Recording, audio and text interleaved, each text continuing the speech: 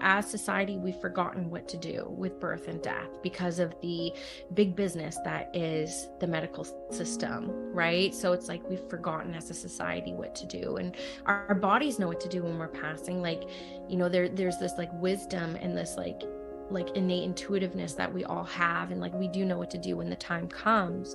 But a lot of people, we're just kind of taught not to trust ourselves, right? And so it's a big societal shift, and it will take many generations to remember how we used to do it. Hello, and welcome to all of you beautiful souls tuning in today to the Heart of the Soul podcast. I'm your host, Amana, and I'm so happy that you're here. This is a space where we remember what it means to be wild women walking upon this earth, navigating the ebbs and flows of the seasons of our lives, honoring each other's differences, and connecting about that which unites us. Together, we practice using our voices in the ancient ritual of storytelling, sharing our stories, and celebrating how they too shift and change across time. It's my hope that after soaking in these stories, you will feel more connected and less alone. Today, at the time of this recording, is Friday, November 4th, 2022. It's a little bit after 10 a.m. where I am here in Eastern Washington, currently in my mother-in-law's bedroom. And this morning we awoke to our very first snow of the season, a beautiful white blanket across the land, transforming the world around. And as I gaze out the window right now, the snow continues to fall. For me, today feels like such a magical day, a day of milestones, one being the airing of my story on the Free Birth Society podcast, which I've been a huge fan of for years, and it felt really surreal to be invited to add my voice into that space. And my guest today is a beautiful woman that I have looked up to and learned from for the last few years. She inspired me and gave me the tools to start this podcast through her Empowered Podcaster offering. So I just feel completely ecstatic and a tiny bit nervous to have the opportunity to have her here and soak in her stories. Without further ado, I have Danielle Searancke with me through the cosmos on Zoom. Danielle has an incredible podcast called Spirit School for the developing light workers of the world. I took her course called The Initiation, which gave me a new language to express and understand what I'd been experiencing for years in the realm of spirit. So Danielle, I'm just so grateful to you and all the ways you've inspired and taught me and so many others. You're such a beautiful light and mentor that the world so needs. So thank you for all that you do and for being here today. And if you'd like to take a moment to introduce yourself in whatever way that feels good to you before we sort of move into more conversation and stories. Yeah, thank you for that incredible intro, and congratulations on the launch of your podcast and already getting some guest spots on some other podcasts. That's incredible. So thank you for shouting at the Empowered Podcaster as well. It's a course I'm incredibly proud of, and the workbook itself was something that just came through within an hour. I knew it was completely channeled in sorts of ways, and I'm really glad it's helped launch almost 100 podcasts already. So I'm really excited about that. Thank you. So congratulations. I introduce myself differently in every space, and today I feel like just simply saying, my name is Danielle Searancke. I'm also known as the Squamish Medium. I am Swampy Cree First Nations of York Factory, Manitoba, living in the Coast Salish territories of the Squamish Nation people. I am a mother of two, and I discovered my mediumship abilities after the birth of my first child in 2013, though it has always been in my awareness since my grandma passed. Actually, I got a book at her funeral on mediumship, and looking back, I feel like the path has been calling me for a long time, but it wasn't until the transition into motherhood that I answered the call. And the past 9 years, as I enter into my 40s, has been nothing short of miraculous, beautiful, divine, expansive, trying, scary, courage building, character building. And it's just been the greatest joy to build Spirit School to be what it is, which I consider to be an ecosystem created to help lightworkers feel safe to play and express and try intuition and mediumship and whatever calls to you on for size, and just see how it works for you. So that's a little bit about me. Wonderful. So yeah, I've heard you like speak about in your podcast and different spaces about how your sort of mediumship journey started after you birthed your daughter. I wonder if you could like share a little bit more about that. And like, did you always know you wanted to be a mom? Or yeah, how did that come to be? Yeah, there's a lot there. Mhm. You know, did I always want to be a mom? I'll answer that one first. I think so. You know, I eloped with a stranger when I was 18. I was very young. He was from the UK. I was way too young to get married, let alone elope. And, you know, we did actually try for a child then, and I ended up having my first of many, many, many miscarriages. And, you know, was divorced before I was 24, met my husband a few years later. And, you know, it was one of those situations where like I finally had like life settled down, and it was like the perfect time to try. It was like 27 before I kind of realized like, yeah, I think I want kids. And my husband, even before he asked me on a date, first thing he asked me was, do you want children? Because he's 11 years older than me. And so he Mhm. was, you know, approaching his 40s and I was approaching my 30s, and we'd worked together. And I said, yeah, I think I do. And that kind of led us on a journey of trying for 4 years and having multiple losses, Mhm. and almost coming to the point of coming to acceptance that it probably won't happen for me because there wasn't many more losses I could personally take. And a lot of the resolutions that the medical system had were very intrusive. And a lot of people were like, well, we could try this, but you're really young. And so I was just kind of, you know, letting nature take over. And it was a very hard time carrying my daughter, to be honest with you, because of all the losses I'd had before. I pretty much ignored the fact I was pregnant and leaned into my workaholism. I'm a very hard worker. I'm a very determined human being. And I've been in that mode my entire life. And I would just throw myself back into work. And then all of a sudden, in Canada, we're blessed to get a whole year off maternity leave as we transition into motherhood. And my company actually provided us with 100% of our pay as well. So I found myself with all this time for the first time in my life at 27. And, you know, it was the first time I'd seen Squamish in the daytime. It was the first time, you know, I experienced the community and how diverse and amazing it is. And it just so happened that somehow, I still have no idea how, I ended up with a ticket to see a medium demonstrate mediumship in Squamish, like on a Tuesday afternoon, which I would have never have been available before I had Katie Jane, and she was about a month old at this time. And my best friend came up to watch her so I could go to this event. And I almost didn't go because I was having so much fun connecting in with my friend, but I did go by myself. And I got the first connection. And my friend, I told her about how magical the experience was. I was like, this was just like John Edwards on TV. Like, I'd never seen anything like this. And it was just so interesting. And so my friend for my birthday bought me a private reading with this woman who was so incredible. And she said to me, you know, did you know that you're a medium? And I look back at the readings I had been getting since I was 17 years old, which is when I started getting mediumship readings, which again should have been a sign, but I didn't take it as a sign. And every reader had told me that I had the gift of mediumship. But, you know, growing up the way that I grew up, and, you know, the mistakes that I chose to make in my life, like I never thought I was pure enough or, you know, religious enough to be able to be a voice for the voiceless, like the world of spirit. So I had a lot of healing to do on that journey, but it was really connecting in with this medium, having this space for the first time in my life, kind of deconditioning from like working so much for someone else, for like another company. And then she ended up just inviting me into one of her development classes, and she ended up being my mentor for 4 years, and I developed under her. And that's kind of how it started and unfolded. It was like a lot of synchronicity, a lot of opportunities. And again, when the path kind of presented itself and I started looking back on my life, I was like, wow, I think this path has actually been calling me for a very long time.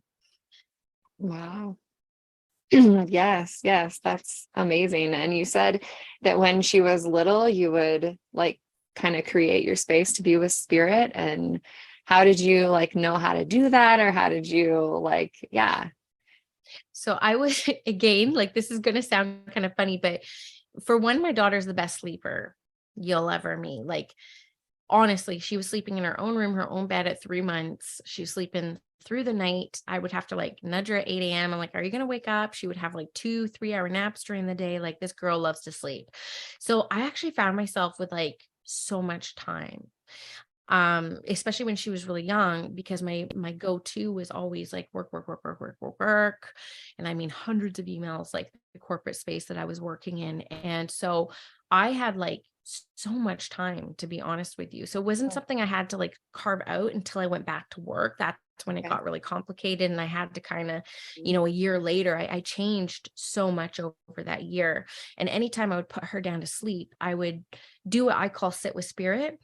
In mediumship, we're taught to sit in the power, but because I have like a really busy mind, and it took me years to develop enough trust with my body to be able to sit with it intimately and in that quiet, because it was very uncomfortable for me for a long time, I would do something a little bit more active called sitting with spirit. And I would just put her down for a nap, or she would go to bed for the night, and I would just take half an hour on my bed and I would pull some cards. I would maybe meditate. I would listen to a visualization, and I would just carve in my development whenever I had those kind of more quiet moments when she would be sleeping. That's kind of how I made it work. Yeah, and you like I actually didn't like understand the word medium until maybe just a few years ago, but it sounds like for you it kind of came into your realm a little bit younger. And I feel like you've talked about watching John Edwards with like your parents. Is that Yeah. true? So like yeah, what was that like in your family? Because like I grew up, they weren't Christian, they weren't spiritual. It was just like I didn't have exposure to anything like that when I was younger. Yeah, it's interesting because my grandma was a residential school survivor. We have a lot of conflict with organized religion intergenerationally. My mom's side also is like never religious in any way. So I actually do not have any religious background other than as a kid, like a really young kid, like before 10, I was obsessed with churches. I would go to all the churches in all the neighborhoods, and I would have Wednesday dinners there, Sunday school. I love Bibles. I love the paper in the Bibles. I would collect them. I would take Jehovah pamphlets and I would keep them. I actually wanted to study theology when I was a teenager, but I couldn't find theology teachings from a non-Christianity lens. And I wanted a completely unbiased world religion education. I just couldn't find it. So growing up, like my household more or less talked about aliens and sci-fi. And it was a big like Star Wars house and Star Trek house. And even my dad still, he lives with me. He watches Ancient Aliens like nonstop. So aliens was always kind of like the conversation in the house. So my biggest fears growing up was actually like alien abduction, not so much like, sins or demons or anything like that. That wasn't in our awareness. Mhm. So it was interesting when we started seeing John Edwards and Sylvia Browne on TV. I think we were all shocked. I think we were all like, wow, can you believe that someone can do this? And so we used to like VHS record them and watch them together as a family. And, it's tough to say because though mediumship does have its own organized religion called like spiritualism, I don't see a connection myself between mediumship and any kind of organized faith or religion other than spiritualism. But even that, you can develop in the spiritualist framework or you can develop without it. So it's not like it's the pathway to mediumship. It just is a pathway. And it is actually a really good space for people who maybe do come from more strict religious backgrounds and they want that kind of like segue into mediumship. I think it's a good space for some people to land in for sure. But I've never kind of connected mediumship to a spiritual faith or anything like that. It's just connecting with Mhm. energy, which I think anyone can do. Yes, I've heard you say that you feel like we're all natural mediums and it's about uncovering those experiences or what. Yeah. Yeah. I feel like becoming a mother is like a huge transformative time in and of itself. And so I've been wondering also for you, like, did you feel like you had like a realignment of self in that experience of becoming a mom. And at the same time, you speak to it as like that's when you became a medium, not that you didn't have some sort of awareness of it before your daughter was born, but that you really sort of stepped into that role. Do you feel like it was intertwined or yeah? I think when, and I asked, the latest round of the initiation just closed on Wednesday, so 2 days ago. And I asked people in that closing ceremony, I said, can you see now? Now you're here and you have a better sense of what's going on. Can you see how this path may have been calling you throughout your life? And everyone was like nodding heads. They're like, yeah. And so I feel very much, I can clearly see at 17, 27, before I hopped on the spiritual path, and even 7, there's something about the 7 numbers with me, but 7, 17, 27 were huge opportunities for me to hop onto the path. And I just chose not to. I got distracted and I went kind of somewhere else. And I feel like it was actually through the birth of my daughter. It was like this moment where it's like, okay, we got to get serious now. You can miss this. Like, let's hop on the path. And I feel like everything just turned out after that birth experience and having her, and then having all this like time and not having all these other responsibilities to maintain, giving me that space to follow those curiosities. And then after I made my first mediumship connection is when I actually felt the profoundness of mediumship, the responsibility of mediumship. And I made some declarations to the world of spirit. I said, I know that you have been leading me on this path for a long time, and I'm never leaving this path again. I am on it for the rest of my life. And that was like on the way home from that first mediumship connection, and looking at the timing of how this path has presented itself multiple times to me over the course of time. I feel that there is some sort of divinity on why I chose in my soul to hop on the path and take it a lot more seriously after the birth of my daughter. And I do definitely believe that, I'm doing it for them and I'm doing it for their path. So I'm just here to learn what I can so that I can be of support for whatever they end up going through in their lives, which I do believe will be somewhat spiritual in nature, because why else would this really come out after the birth of my first child. So yeah. And then so a few years later you conceived your son, and it was during his pregnancy that you had your near-death experience. Yes. Is there anything you might want to share about that and how that has shaped your world and your path? Yeah, with my son, so struggling so much to get KJ, 4 years, all these, like a lot of trauma, like a lot of, a lot came up through that. When me and my husband, because, he was, getting up there in age, and, I was getting up there in my career, we're kind of like, should we have another? Like, do we want to have another? We're both, we both have siblings. So we were like, yeah, let's do it. Little did I know I was already pregnant. It's like we joke that like we literally thought about Nicholas and he came. You know what I mean? Like there was no struggle, there was no trying. It was like, it was beautiful the way that it unfolded. And this time I was going to do my pregnancy differently. This time I was like, I'm connected to spirit. I'm practicing my mediumship. I was still not out in the public doing it. I was not out of the spiritual closet. This was 3 years into my development journey. Almost 3 years in. And it was a really difficult pregnancy. I got a lot of morning sickness with him. I was still trying to do my mediumship. I had committed to a whole bunch of psychic fairs with my mentor, and I was always fully booked out for those, and those were like 9-day reading or 9-hour reading events. And I found myself in this pregnancy being constantly sick. And I kind of went into the pregnancy thinking like, I'm going to be closer to the divine than I've ever been before. I'm like carrying a child. I am like a creator in herself. And it couldn't have been further from the truth. I couldn't have been more in my humanity during that pregnancy than anything else. I actually kept getting sick. And then we had an opportunity to go to New Zealand, where my husband's from, for a month, and bring my daughter because she was still free to fly. So I'm like, we're going before she's not free to fly to New Zealand. And in New Zealand, I kept getting migraines. It was horrible. And I was so sick, and we couldn't really go anywhere. I felt so bad for my husband, but he just wanted to hang out with his mom anyways. And by the time I got back from New Zealand, I was laying in bed one night And all of a sudden I broke into like a fever, and I was home alone with my girl. And, I still had the migraine. It had been there for like 10 days constantly. Like I couldn't get rid of it, and like really, really painful. Yeah. And then I ended up calling 911, and I got rushed to the hospital. And, the next 2 weeks in the hospital were really a blur.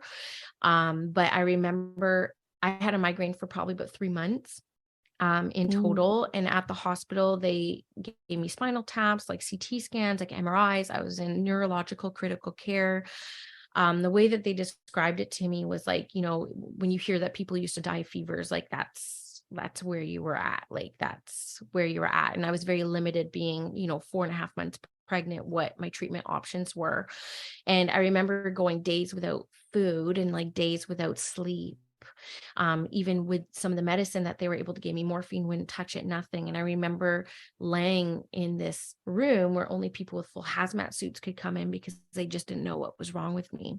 And they thought it was like bacterial meningitis. And I remember coming into acceptance, like, okay, I think this is how I go. Like, I think like this is the end.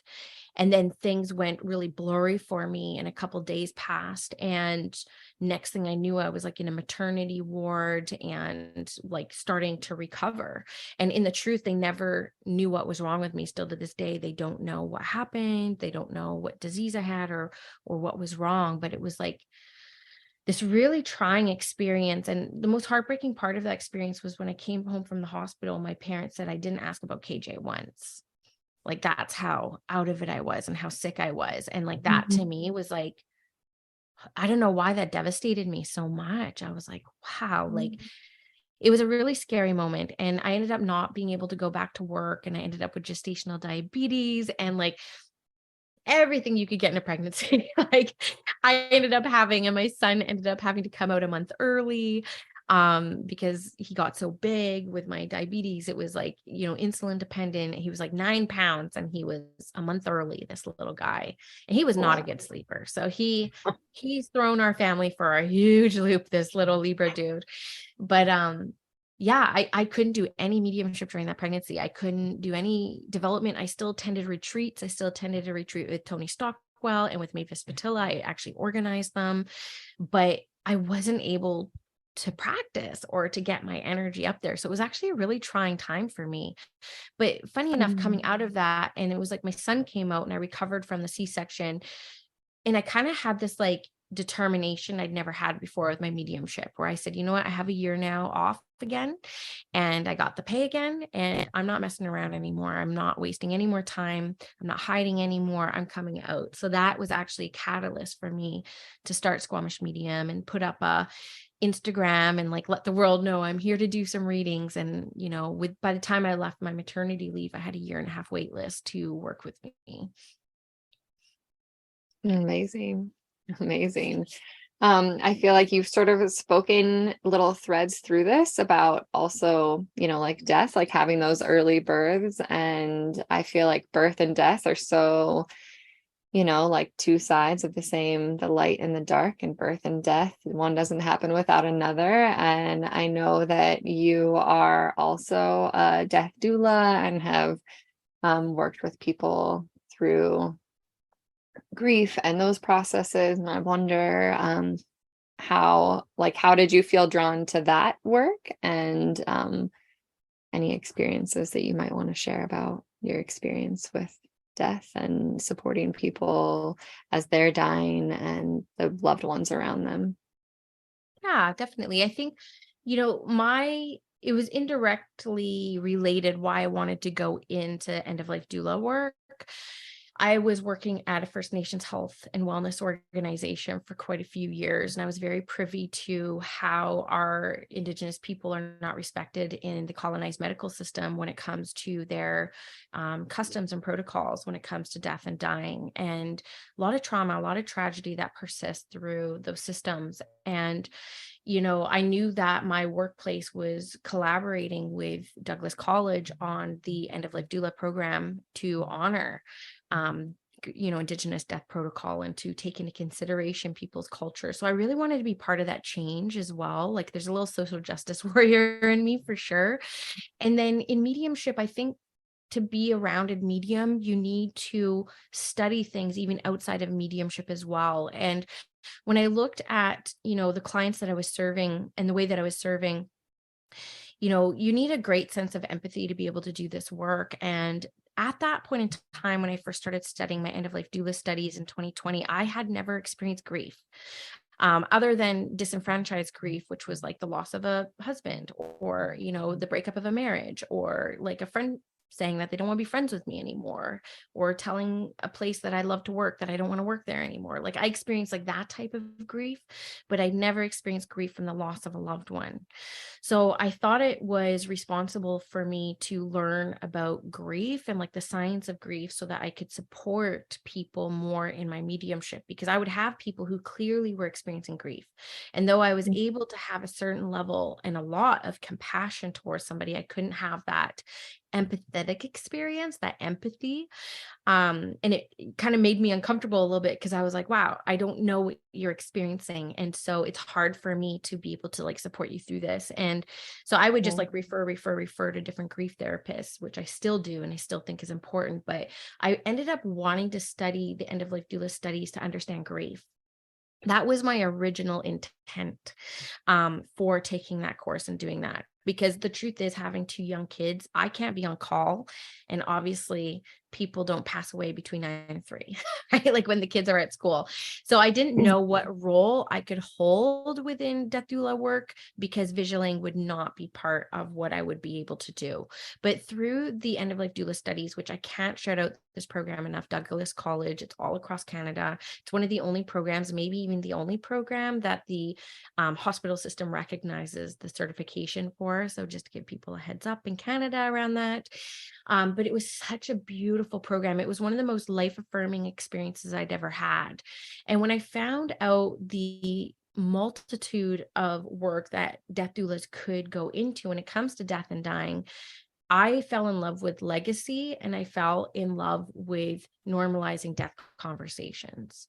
So my role as an end of life doula, I have helped people online, because of course the pandemic happened right after, and they weren't letting family in with people who are dying, let alone end of life doulas. So I don't know what's happened with that industry since things have really opened up, but I have supported people online through their terminal diagnoses and just giving them space to talk about the end and like what their beliefs are. And, is there things that you have left unsaid? Like, what kind of legacy do you want to leave? Like, do you want to create something that your family can remember you by? Like, how do you want to pass? And how do you want to have these conversations? And I have supported people who haven't had access to medical assistant in dying, mostly in the States. They don't have, a lot of states don't give people access who have horrific terminal illnesses. And there's a lot of pain and trauma that comes from people who are denied access for something that is accessible in many other places. There's like an inhumanity behind it. And so I've helped a lot of people who going through like that complicated emotions and experience. And I'm just somebody that they can talk to about it, because their families are going through enough. They don't have a lot of people in their sphere that they can talk about their greatest fears and their greatest regrets too. So I'm just kind of one of those resources for them. And then just working with different people on legacy projects and things that they want to leave behind so that their family can have something to remember them by. And then just being an advocate in the public space and utilizing my influence to encourage conversations around death and dying, to start normalizing it, because our society glorifies youth in very unhealthy ways, and we are avoiding a very important conversation that connects us all. Yeah. I mean, that feels definitely like part of my life's work as well. Like I'm in the birth world and fully in the death world too. And it's been so interesting to like most of the death I've experienced. Well, the first death I experienced was outside of the hospital, and it was my first love, and it was in a home setting, and I'm grateful for that. And most of the death I've seen after that is in hospital settings and supporting people there. And I think back to like our ancestors that like had the opportunity to birth and die more often at home before we had colonized the medical system. and where that is where most people are dying. You know, I worked in palliative care for 5 years, and most people say that they want to die at home, and yet where 90% of people are dying in hospitals or medicalized facilities. So I find a lot of that is also due to just us being unprepared as a society to manage that at home. Like a lot of the times people do have requests to die at home.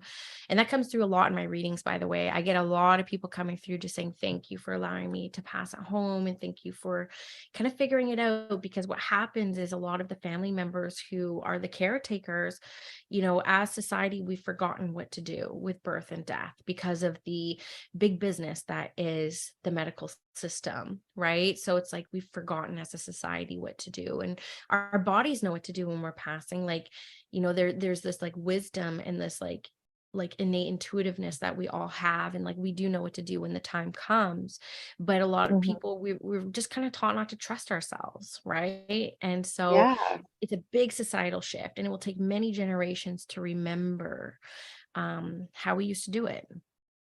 Absolutely. I think it's such an important thing to be like witnessing the start of this shift, and I feel like it will continue on, and the more that we talk about it, the more that we can normalize that death is a part of life. We come to go, no one stays here and continues to live, that we all die, and no one is guaranteed tomorrow even. And yet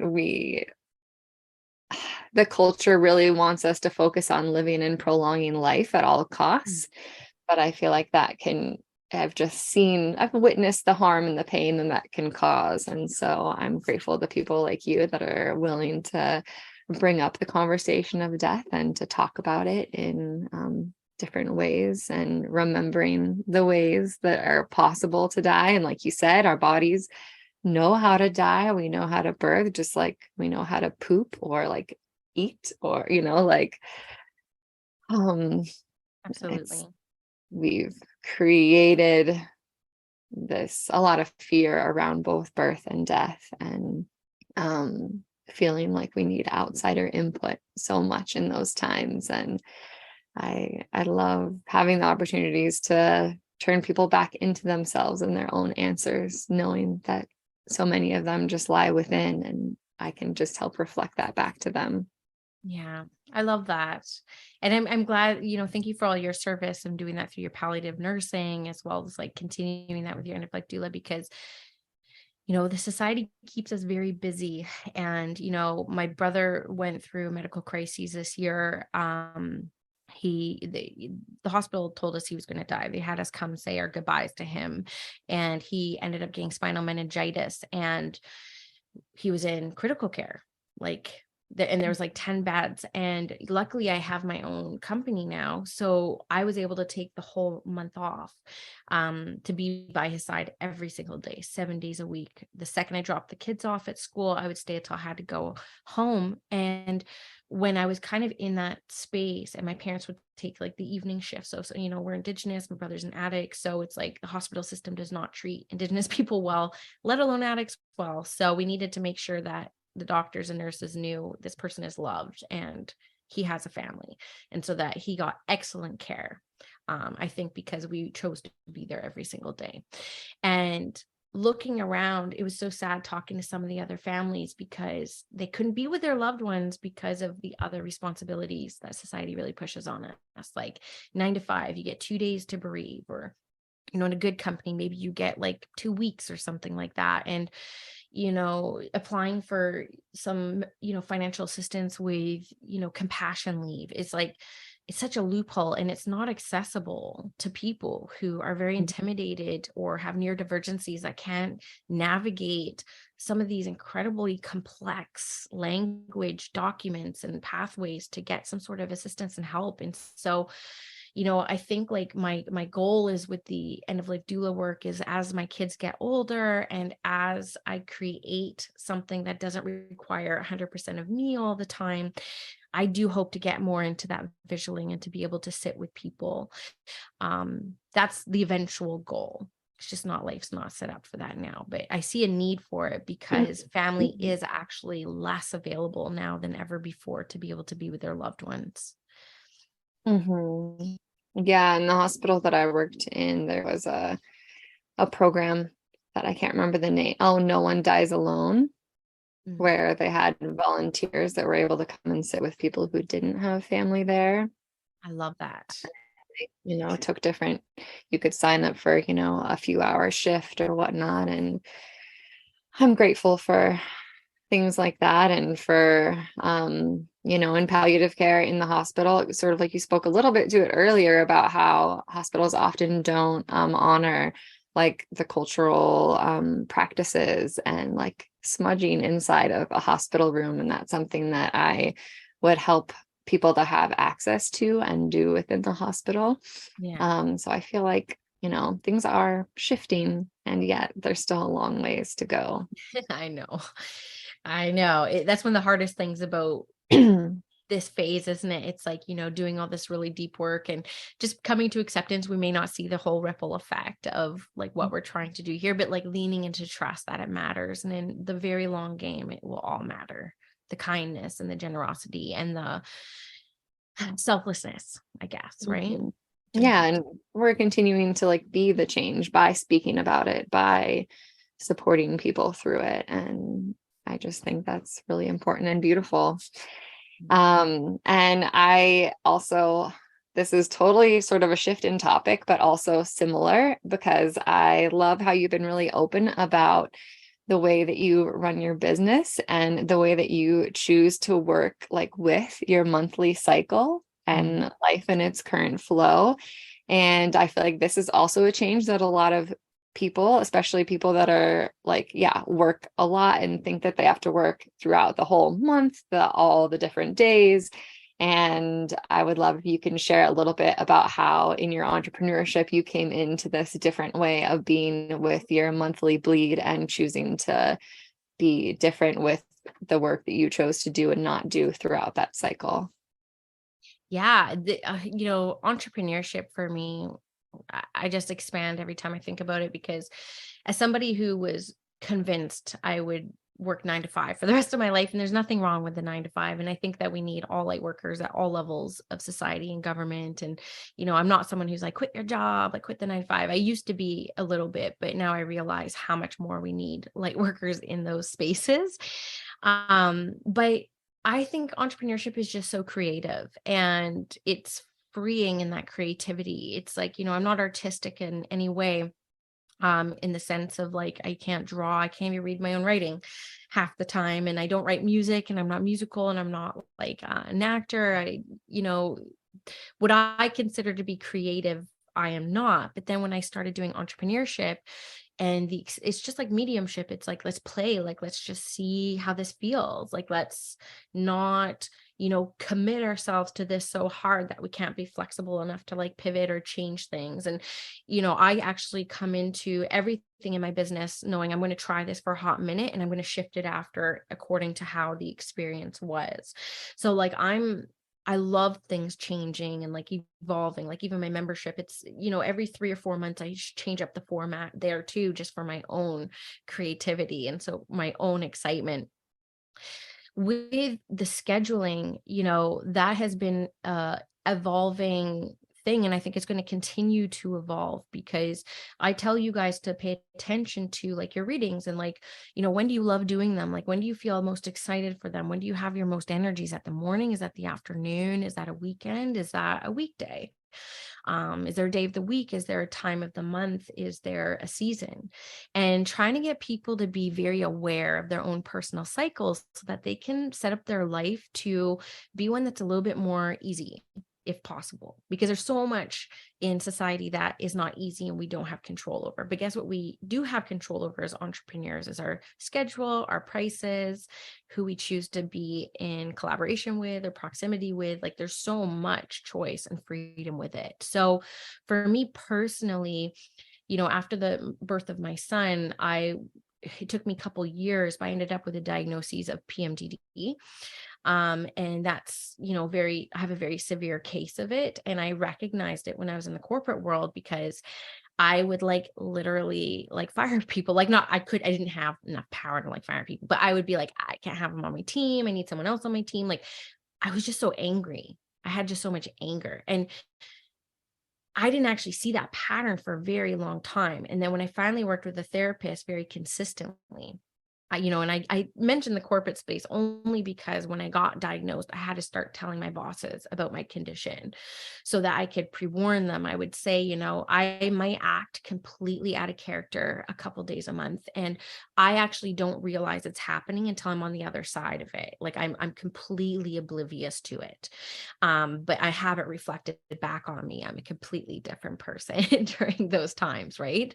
So I would have to be super transparent and disclose about it, for everyone's safety. So in the entrepreneurship space, I would continue to push through and just commit to working while my kids were at school, which was 5 days a week, and try to like have evenings and weekends free to be with them.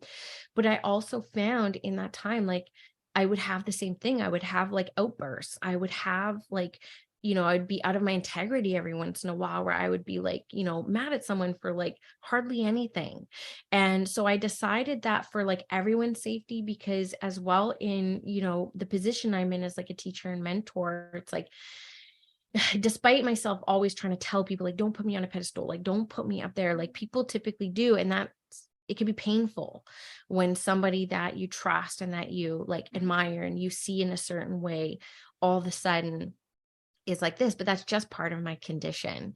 So I decided to, take time every single month, if I could track it closely, and if I could maybe avoid being in contact with people during those days, that might actually be a very good thing for everybody. So this year I started to experiment with Goddess Week, and that's what I ended up calling it to make it very positive for myself. And so, I had years of tracking my cycle, and I was able to predict for the most part what the next few months would hold. And so I started taking the whole week off before my cycle, off completely, because like once my bleed time starts, I'm good to go. It's like, for me, it's like the 4 or 5 days leading up to it. It can be really hard, but then I also am finding myself in another shift where, I'm in my 40s now. And all of a sudden I'm finding myself in a place where my cycle is stretching from 26 days into 35 days and sometimes 44 days. And it's becoming harder and harder and harder to predict.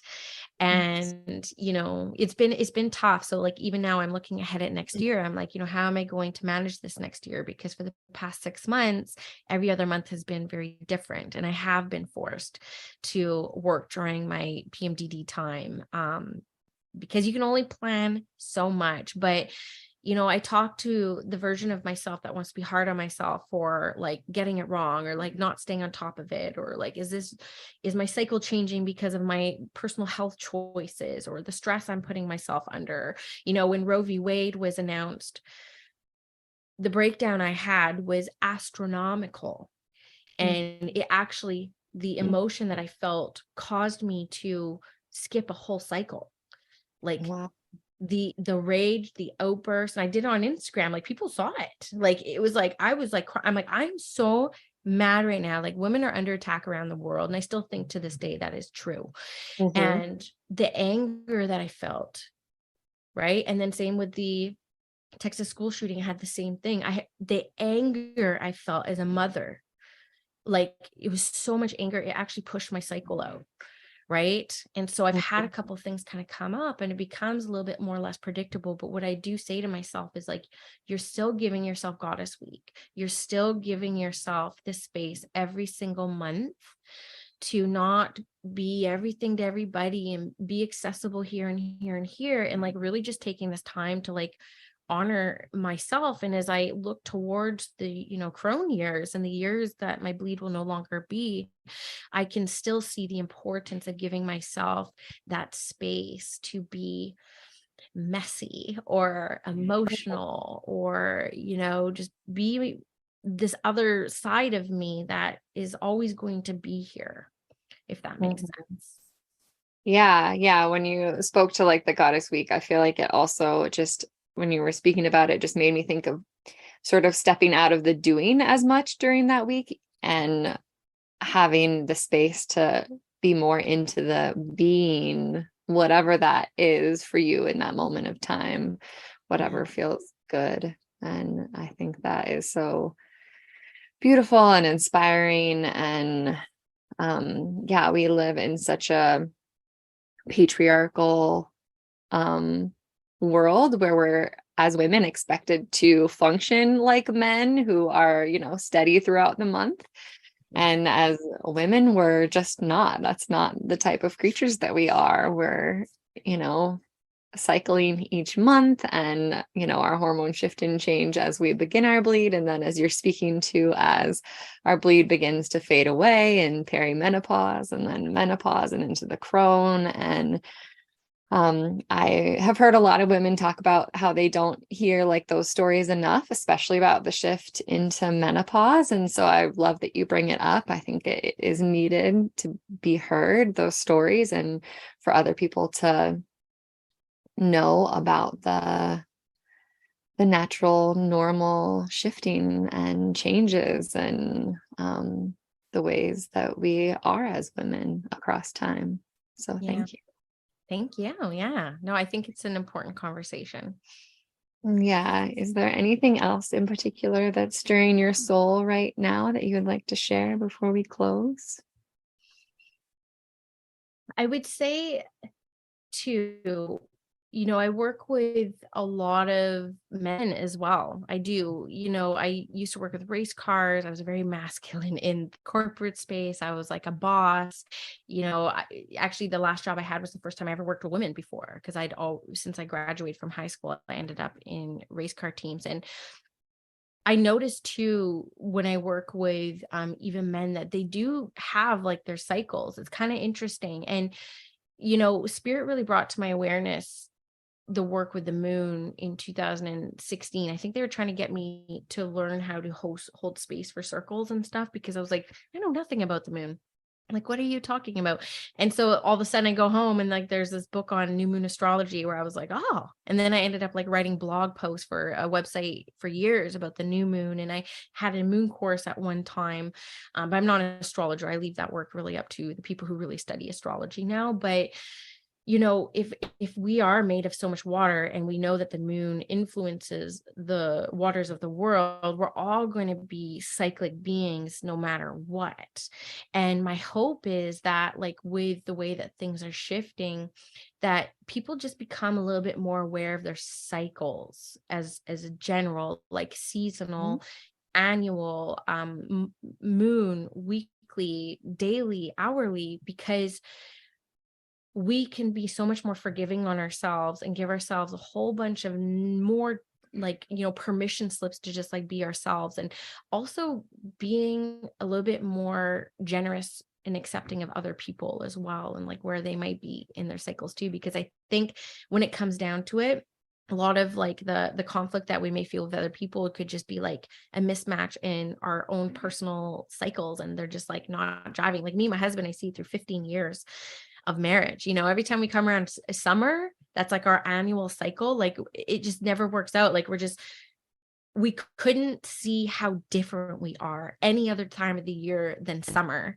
When I got skin conditions, I can't be out in the sun, but he's like a beach bum, and our own personal cycles. And it's like, I could gripe on that and see every single summer as being like a time when like we almost like reach divorce and I question the relationship, or I can lean into it and say, you know what, he's in his beach bum cycle and he needs the space and freedom to get that vitamin D. And, so I just think like there's so much there that I still am learning to uncover around like the cycles and how we be with one another and how we treat one another and how we, think one another. Because and the other thing I notice around this too is like I get criticized sometimes for like my boundaries, which are also kind of like running in cycles. And I feel like defensive sometimes, because I'm like, but if you knew about my cycles, like if you knew, like we talk during like this time and it's actually like that's a version of me, but that's not me all the time. And being a little bit more gracious around that and like forgiving of that. And that's something that I've had to do with other people, is like when I feel like attacked by someone, or I feel like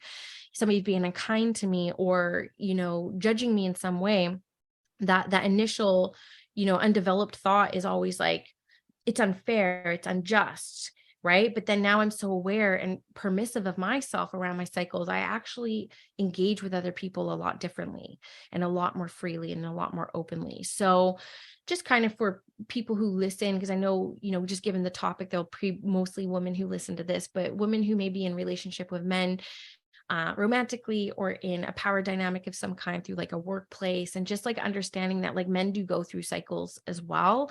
And I feel almost bad that they're not aware of it as much, because like since I've become so aware of it, I see it so clearly in my husband and Yeah, my I feel son. And like, yeah, I think it's just it's a fun concept that I'm just continuing to dive deeper into. And I think that's it. beautiful. Yeah. Thank you for unearthing some more wisdom within that and sharing more about that. I agree. I've also witnessed the cycles in my husband and in my children as well. Yeah. Yes. So please tell everyone where they can find you, a bit about your services you provide, your collective space, anything else. And I'll have links in the show notes below. Yeah, definitely appreciate that. So my podcast is kind of where you can experience more of my teachings. I hold nothing back on my podcast. It's called Spirit School. I also have a free community called Spirit School. Thanks to Amanda, actually, she joined the initiation program. She's like, I don't want to be on Facebook. I'm like, yeah, me neither. Me neither, Amanda. And like, that was actually the last time we ever ran that program on Facebook, and my team pitched me Mighty Networks, and I absolutely am obsessed with it. And we just ran the initiation, and it's like night and day experience. So, within that space of Spirit School, it's a free community, but that's where I house all my courses and my programs, and my membership is all within that one space, which is off social media, which I'm obsessed with. So thank you for being a catalyst to kind of like push us into that a little bit more with your comment. I was like, no, she's right. I'm like, who wants to be on Facebook anymore? I'm like, really? I go on there if I need like advice, like if I'm like, where can I get clay and Squamish? And like people tell me where to get like clay and Squamish. That's kind of how I use Facebook now. But on Instagram, I am a lot more active. I do love Instagram, but I'm very boundaried there too. I only post when I feel like it. I mostly hang out on my stories, but that's at Squamish Medium. And I have some exciting things coming up next year. I have, we're opening up our first physical location for Spirit School. I'm hosting my first retreat in Maple Ridge next year, and I'll have lots of retreats at the new school. I'm collaborating with some of my incredible students on a program called the Trauma Informed Lightworker, which will be a certification program that's coming up. And of course, the initiation. And I'm creating a 2.0 on demonstrating and group readings and psychic work as well.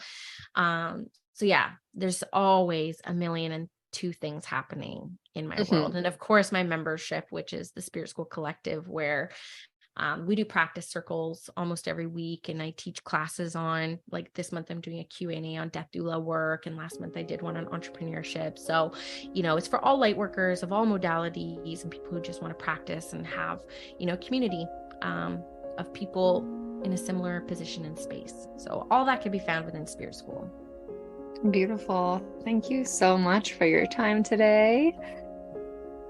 As I begin the closing of this episode, I am delighted to tell you about this limited time offer, the gift of a short psychic reading for you in exchange for a review of The Heart of the Soul on Apple Podcasts. As each of you are unique, the reading will be as well. I can share that many women express their experience with words like held, witnessed, loved, connected, aligned. They feel increased trust in themselves. They feel seen and often feel more centered with clarity about their purpose and path in this life. You can check out full reviews written about my readings on my mediumship offerings page. Your reading will be given through a voice message on email. What I need from you is a screenshot of the review you have written and a short voice or video message of yourself, introducing yourself to me, first stating and then spelling out your name. Send it to me via email at amana@birthingnova.love. I will use this information from you to record a voice message reading for you that will be about 10 to 15 minutes in length, a nearly $40 to $50 value, as my 30-minute readings are $111 US dollars. I will send your reading back to you as soon as I possibly can. And thank you for tuning in today. If you love the podcast, I'd be so grateful if you choose to subscribe, rate, review, or share the show. If you feel aligned with my energy and are wanting to tap into your wild side, birth your baby wild and free, I support women just like yourself all over the world. To learn more or book your free clarity call with me, go to my website, www.birthingnova.love. Also, if you would like a full mediumship reading, you can book one through my website as well. I would love to connect with you. Until next time, remember to be brave, be bold, be love, be you, and be the change that you seek for yourself and for the generations to come. Love, love, love, everyone.